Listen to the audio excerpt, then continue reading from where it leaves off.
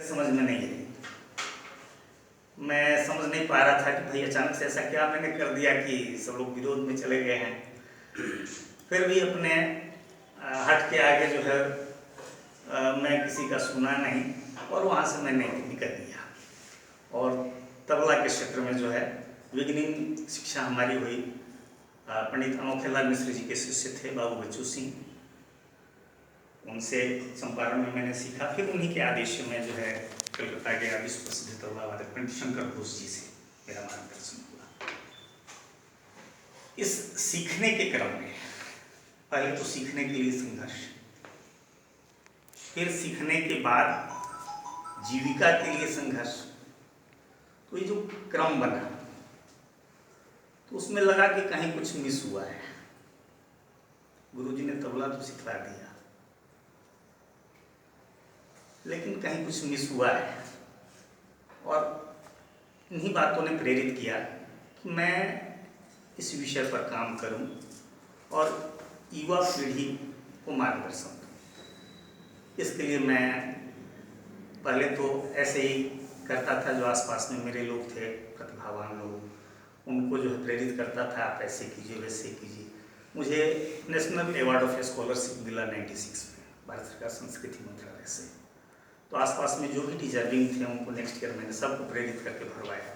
किनको मिला किनको नहीं मिला वो बात की बात है, लेकिन भरवाया। तो ये मेरे अंदर इस तरह की प्रवृत्ति थी कि जो मिलता था दूसरे को भी जो है शेयर करते चलते कि आप भी प्रयास कीजिए। तो इस प्रकार से स्ट्रगल जो हुआ और उससे जो अनुभव हुआ तो उसमें कहाँ मिस की, इस पर जब विचार करने का अवसर आया तो लगा कि ये जो संगीत हमने किया है कहीं ना कहीं दिशा विहीन या लक्ष्य विहीन इसको कहें हम कि हो गया। संगीत की शिक्षा तो गुरुजी ने दे दी, लेकिन रोटी कैसे मिलेगी इसकी चर्चा कभी कोई प्रसंग ही नहीं बना। तो आदमी कुछ संघर्ष में, और मेरे बाद कई ऐसे लोग थे जो मेरे सपोर्ट से आज अलग अलग विश्वविद्यालय में प्रोफेसर हैं, तो उनको हम गाइड करते रहे। तो इस प्रकार से जो है वो आज उस जगह पे पहुंचे हुए हैं। तो लगा कि कहीं ना कहीं जो है काम मेरा अधूरा हो रहा है, इसको और आगे बढ़ाया जाए। और एक ये मेरे साथ मेरी कहानी नहीं है, जो युवा पीढ़ी इस फील्ड में आ रहे हैं प्रायः सबों की कहानी है। तो उनको कैसे मार्गदर्शन हम दें, तो उस पर मैंने काम किया। अलग अलग लाइब्रेरी से जा करके जो भी विज्ञापन निकला था संगीत से संबंधित, कला से संबंधित, उस सब मैंने कलेक्ट करना शुरू किया। 80 से लेकर जितने तरह की वैकेंसी आई सब मैंने कलेक्ट किया।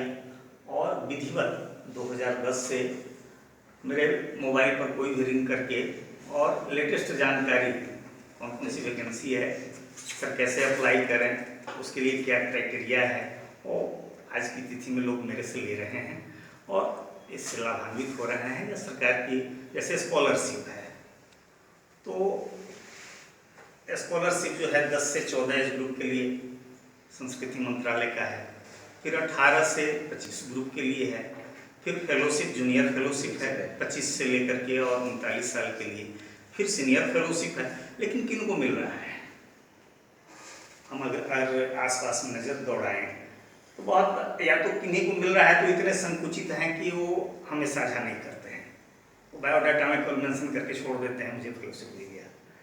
लेकिन उनके अंदर एक पता नहीं अभी सामाजिक जो ये दौड़ चल रहा है परिवर्तन का, इसमें हम इतने संकुचित होते जा रहे हैं कि केवल अपने लिए जी रहे हैं, सब हमको मिल जाए।